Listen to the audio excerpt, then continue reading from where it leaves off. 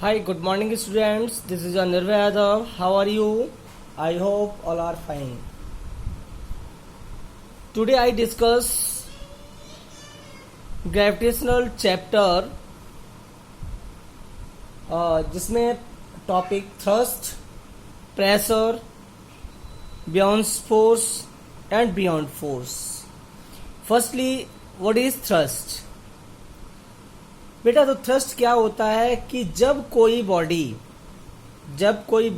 पर कोई एक फोर्स लगाया जाए, मींस अगर मैं उसको, जैसे बॉल है, बॉल को ऊपर की तरफ फेंकते हैं ना, ठीक है, तो ऊपर की तरफ जो फोर्स लगता है that is called thrust force. क्या कहते हैं उसको? Thrust force. मतलब ग्रेविटी के अगेंस्ट जो वर्क करे, ग्रेविटी के अगेंस्ट जो वर्क करे, that is our thrust force. क्या होता है वो बेटा? थ्रस्ट फोर्स होता है जो ग्रेविटी के अगेंस्ट वर्क करता है. ठीक है, तो थ्रस्ट की डेफिनेशन क्या है? Force extended by an object perpendicular to the surface is called thrust. इसको क्या कहते हैं?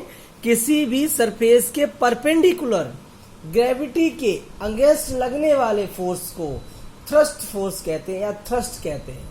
ठीक है, नेक्स्ट है प्रेशर. प्रेशर की डेफिनेशन क्या होती है? एक जनरली जो डेफिनेशन है, the force applied per unit area.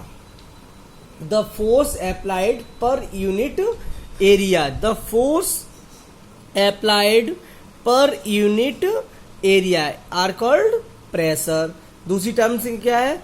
Force extended by an object per unit area is called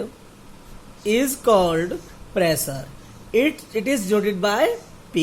बेटा, जो आपका प्रेशर होता है, प्रेशर की हम बात करें, जैसे सपोज कर लो ये क्या है, ये कोई एरिया, एक एरिया है, ये क्या बोला जाएगा? इसको एरिया कहा जाएगा.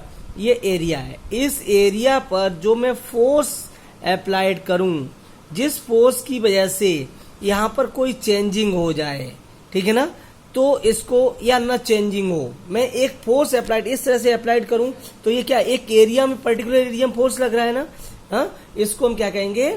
The force applied per unit area are called pressure. इसको क्या कहते हैं? Pressure. P is equals to F upon A. क्या होता है बेटा? P is equals to F upon A. इसकी यूनिट क्या होती है? फोर्स की यूनिट क्या होती है? न्यूटन. और एरिया क्या होता है? Metre square. तो न्यूटन पर मीटर स्क्वायर. ठीक ना?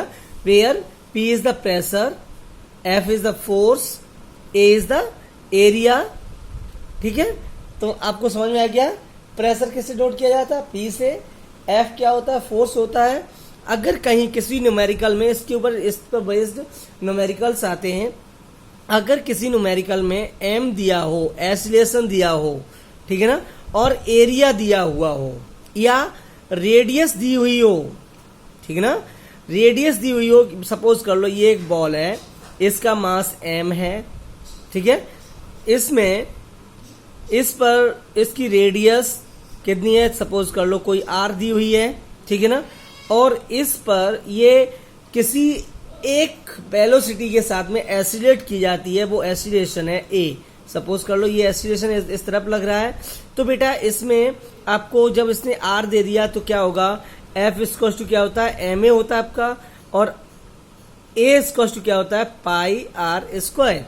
ठीक है ना, तो आपका जो नया फॉर्मूला बनके तैयार होता है वो ये बनके तैयार होता है, ये मैं यहां पर लिख दे रहा हूं, P equal to M A upon pi R square. बेटा, कंफ्यूज होने की बिल्कुल जरूरत नहीं है. जहां पर m आपका क्या मास है, a क्या एक्सीलरेशन है, r क्या रेडियस ऑफ द बॉल है, रेडियस ऑफ द बॉल है.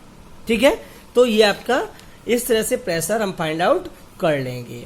नेक्स्ट आता है बेयोंसी फोर्स. बेयोंसी फोर्स क्या होता है? बेटा, बेयोंसी फोर्स क्या होता है बेटा? कि जब कोई, देखो बियॉन्ड, दो फोर्स है यहाँ पर, बियॉन्ड फोर्स है और एक बेयोंसी है, ठीक ना. The upward force applied by the fluid on the object और the body when an object is put in और समराइज्ड इन द फ्लड. जब किसी ऑब्जेक्ट को किसी लिक्विड में मर्ज किया जाता है, समराइज किया जाता है, तो वो ऑब्जेक्ट उस फ्लड के ऊपर फ्लोटिंग करने लगता है, तैरने लगता है। इस फोर्स को हम क्या कहते हैं? ब्योयांसी फोर्स कहते हैं। और बियॉन्ड फोर्स क्या होता है बेटा? बियॉन्ड फोर्स, देखिए, when an object is immersed in a liquid it experiences an upward force known as beyond force. बेटा बियॉन्ड फोर्स क्या होता है? सपोज कर लो ये कोई टैंक है, ठीक ना। इस टैंक में मैंने एक बॉल को डाला, बॉल क्या करेगी? नीचे तक जाएगी, यहां तक आएगी, इस सरफेस तक आएगी, और इस सरफेस पर जैसे ही यहां सरफेस पे पहुंचेगी वैसे वेट इसका नीचे की तरफ पर करेगा, मींस ये बॉडी नीचे को रुकने की कोशिश करेगी, लेकिन एक फोर्स अपवर्ड में लगेगा जो बियॉन्ड फोर्स होगा, जो इस बॉडी को ऊपर ले जाने की कोशिश करेगा और यहां पर फ्लोटिंग कराना शुरू कर देगा। ये भी आपका क्या है? एक बियॉन्ड फोर्स, ये फोर्स है। उसी की तरह से ये बियॉन्ड फोर्स भी वर्क करता है। दोनों ही टर्म्स सेम है लगभग, लेकिन जो बियॉन्ड फोर्स है वो आपका सरफेस पर जैसी पहुंचती कोई बॉडी वैसे ही ऊपर की तरफ जब आती है तो उस टाइम वर्क करता है, लेकिन बियॉन्ड फोर्स किसी ऑब्जेक्ट को फ्लोटिंग कराने में वर्क करता है। क्या करता है बेटा? फ्लोटिंग कराने में वर्क करता है। कौन? बियॉन्सी फोर्स। लेकिन बियॉन्ड फोर्स क्या करता है? किसी ऑब्जेक्ट को नीचे लिक्विड से, मींस लिक्विड की जो सरफेस है, सरफेस से ऊपर की तरफ लाने की कोशिश करता है। ठीक है, तो ये आपके क्या होते हैं? बियॉन्सी फोर्स और बियॉन्ड फोर्स। तो आपको ये आज समझ में आ गया क्या क्या?